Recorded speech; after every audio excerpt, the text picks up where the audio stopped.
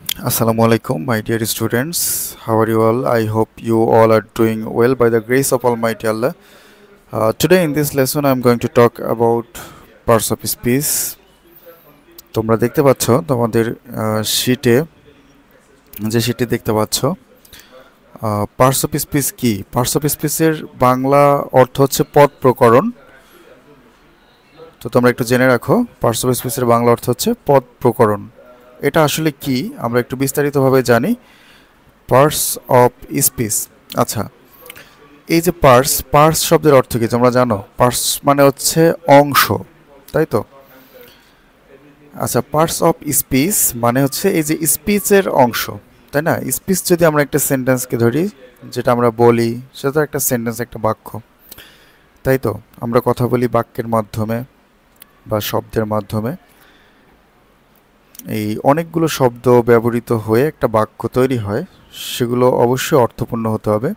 এই যে এক একটি অংশ ব্যবহৃত হয় একটা বাক্য তৈরিতে, এই সবগুলো হচ্ছে সেই বাক্য বা স্পিচের পার্টস। তো এই পার্টসগুলো আমরা ব্যবহার করে একটা বাক্য তৈরি করি, তাই তো?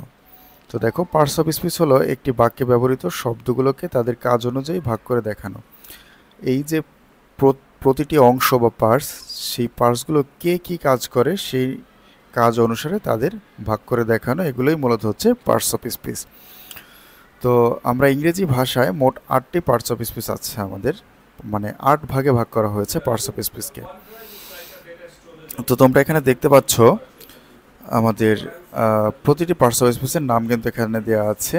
Noun, pronoun, verb, adjective, adverb, preposition, conjunction, interjection. তোমরা এখন দেখো এখানে বাংলা নাম দেওয়া আছে। নাউন মানে হচ্ছে বিশেষ্য, প্রোনাউন মানে হচ্ছে সর্বনাম, ভার্ব মানে হচ্ছে ক্রিয়া, অ্যাডজেক্টিভ মানে হচ্ছে বিশেষণ, অ্যাডভার্ব মানে হচ্ছে ক্রিয়া বিশেষণ, প্রিপজিশন মানে হচ্ছে সম্পর্কবাচক অব্যয়, কনজাংশন মানে হচ্ছে সংযোজক, ইন্টারজেকশন মানে হচ্ছে বিস্ময়সূচক শব্দ। আচ্ছা, তো এখানে আমরা নাউনের উদাহরণ রেখেছি। দেখো, নাউন বয়, স্কুল, ওয়াটার। প্রোনাউন হচ্ছে নাউনের পরিবর্তে বসে, যেমন I, he, she, we, it. Verb হচ্ছে ক্রিয়া বা অ্যাকশন ওয়ার্ড, তাই তো? ভার্বের কিছু উদাহরণ দেওয়া আছে এখানে। গো মানে যাওয়া, ইট মানে খাওয়া, প্লে মানে হচ্ছে খেলা করা, এটাও একটা ভার্ব। এগুলো হচ্ছে ভার্বের উদাহরণ, যে ওয়ার্ড দিয়ে সাধারণত কাজ করা বোঝায় সেগুলোই ভার্ব। আচ্ছা, অ্যাডজেক্টিভ মানে হচ্ছে বিশেষণ। তাহলে এটা দেখো, অ্যাডজেক্টিভের উদাহরণ দেওয়া আছে বিগ, রেড, সুইট। বিশেষণ মানে কি? দেখো, বিশেষ্য অথবা সর্বনামের, নাউন বা প্রোনাউনের গুণ বোঝায় অথবা দোষ বোঝায়, এটাই হচ্ছে বিশেষণ। ক্রিয়া বিশেষণ, ক্রিয়া হচ্ছে ভার্বের ধরনকে বোঝায়, কাজের ধরনকে বোঝায়, এটাই হচ্ছে ক্রিয়া বিশেষণ। অ্যাডভার্ব কুইকলি, ভেরি, যেমন বলা যায় হি ওয়াক কুইকলি, বা he is a very good student, বা he is a very good boy. এই ধরনের এই যে ভার্বকে যে বিশেষায়িত করে, এটাই হচ্ছে অ্যাডভার্ব, মানে ভার্বকে মডিফাই করে যেটা। ক্রিয়া বিশেষণ বা অন্য ক্রিয়া বিশেষণকে বিশেষণ করে। আচ্ছা, সম্পর্কবাচক অব্যয়, প্রিপজিশন। দেখো, ইন, অন, আন্ডার, বিসাইড, এগুলো হচ্ছে সম্পর্কবাচক অব্যয়। এটা কিভাবে কাজ করে? কোনো শব্দের সঙ্গে অন্য কিছুর সম্পর্ক বোঝাতে, একটা শব্দের সাথে আরেকটা শব্দকে সম্পৃক্ত করতে এই শব্দগুলো ব্যবহার করা হয়, এগুলোকে প্রিপজিশন বলে। In, on, under, beside. সংযোজক হচ্ছে কনজাংশনের বাংলা হচ্ছে সংযোজক। এটা হচ্ছে যুক্ত করা, দুই বা ততোধিক শব্দ বা বাক্যকে হচ্ছে যুক্ত করে যে ওয়ার্ড, সে ওয়ার্ডকে আমরা কনজাংশন বলে থাকি। এগুলোর মধ্যে আছে অ্যান্ড, বাট, অর, বিকজ, এগুলোকে সাধারণত কনজাংশন বলা হয়। একটি জিনিস লক্ষ্য করলে দেখবে, আমি একটা সেন্টেন্স বলি, যেমন রহিম অ্যান্ড করিম আর ফ্রেন্ডস। তো এখানে এই যে রহিম এবং করিমকে যুক্ত করেছে অ্যান্ড, এটা হচ্ছে কনজাংশন। ইন্টারজেকশন হচ্ছে বিস্ময়সূচক শব্দ। যেখানে আবেগ অনুভূতি এগুলো প্রকাশ করে, এগুলোকে ইন্টারজেকশন বলা হয়। যেমন ওহ, ওয়াও, এলাস। তো এটাই হচ্ছে 8 প্রকার পার্টস অফ স্পিচ। এখন আমরা একটু বিস্তারিতভাবে এই 8 প্রকার পার্টস অফ স্পিচের একটু সংজ্ঞা এবং উদাহরণ দেখি। আচ্ছা দেখো, বাংলা নাম দেওয়া আছে এখানে। নাউন মানে হচ্ছে বিশেষ্য। নাউনের সংজ্ঞাটা একটু আমরা লক্ষ্য করি। কোনো ব্যক্তি, বস্তু, প্রাণী, স্থান বা ধারণার নামকে বিশেষ্য বলে। আচ্ছা, সহজ কথায় আমরা বলতে যাই, কোনো কিছুর নামকেই নাউন বলা হয়। সেটা হতে পারে ব্যক্তির নাম, বস্তুর নাম, কোনো জায়গার নাম, স্থানের নাম, কোনো গ্রুপের নাম।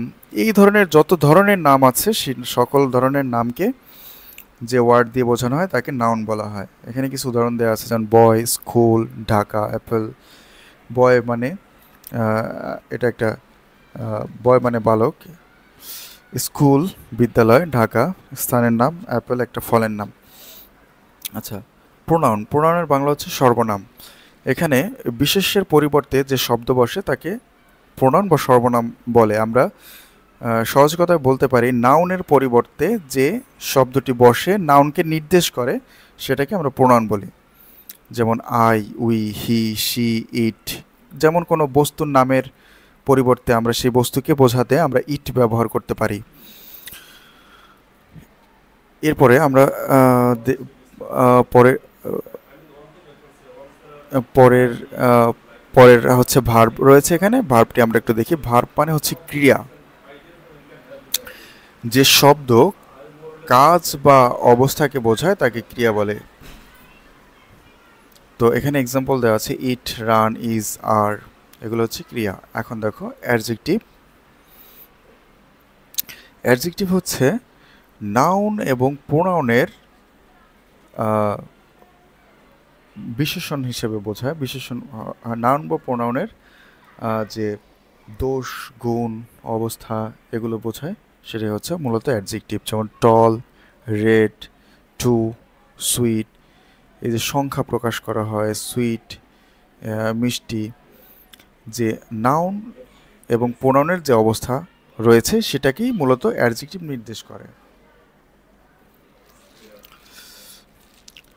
যেমন দ্য পেন ইজ রেড, কলমটি লাল। এই যে কলমটার অবস্থা বোঝানো হয়েছে এটাই হচ্ছে অ্যাডজেক্টিভ।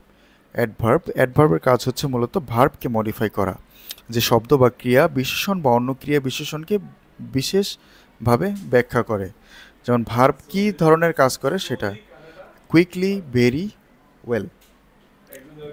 তো অ্যাডভার্ব। এখন আমরা দেখি প্রিপোজিশন। প্রিপোজিশন মানে কি? যে শব্দ বিশেষ্য বা সর্বনামের সঙ্গে বাক্যের অন্য সম্পর্ককে বোঝায় সেটাকে আমরা প্রিপোজিশন হিসেবে ব্যবহার করি। যে একটা বাক্যের সাথে বা একটা ওয়ার্ডের সাথে আর একটা ওয়ার্ড যে সম্পৃক্ত, এটা বোঝানোর জন্য যে ওয়ার্ড ব্যবহার করে থাকি আমরা সেগুলোকে প্রিপোজিশন বলি। আবার একটু লক্ষ্য করো, যে শব্দ বিশেষ্য বা সর্বনামের সঙ্গে বাক্যের অন্য অংশের সম্পর্ক বোঝায় সেটাই হচ্ছে প্রিপোজিশন।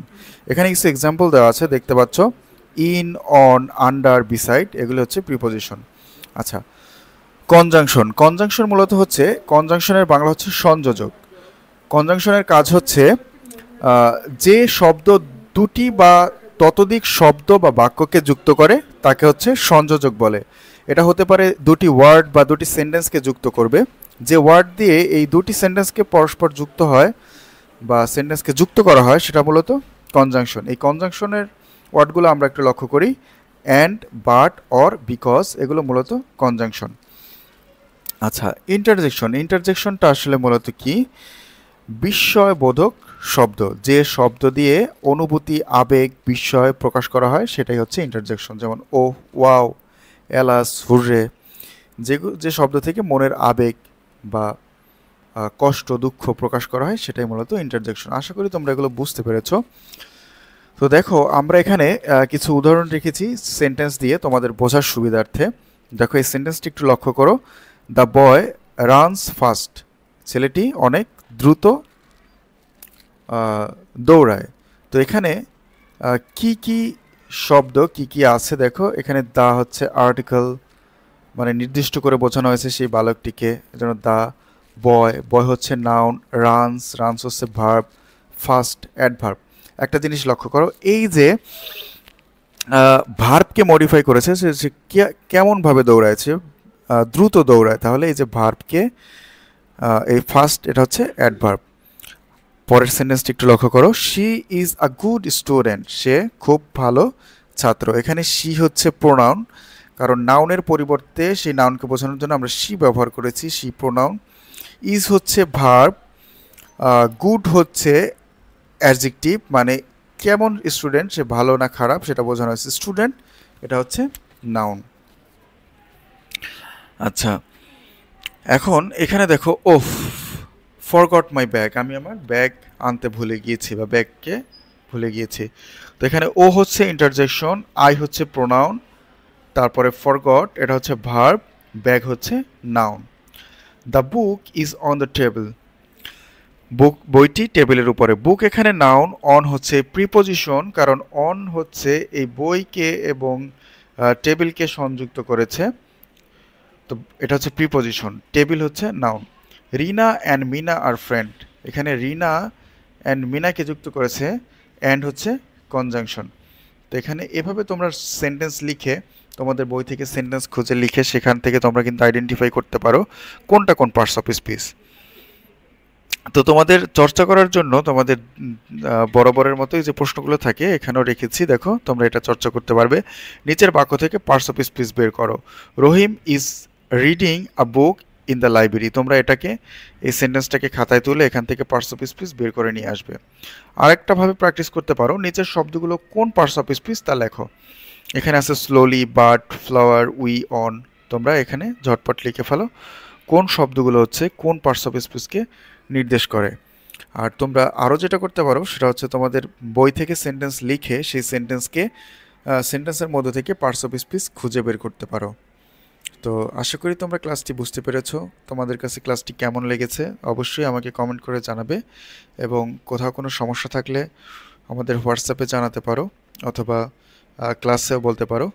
তো আজকের ক্লাসটি এই পর্যন্তই, পরবর্তী ক্লাস দেখার আমন্ত্রণ জানিয়ে আমি আজকে বিদায় নিচ্ছি। সবাই ভালো থাকবে, সুস্থ থাকবে। আসসালামু আলাইকুম।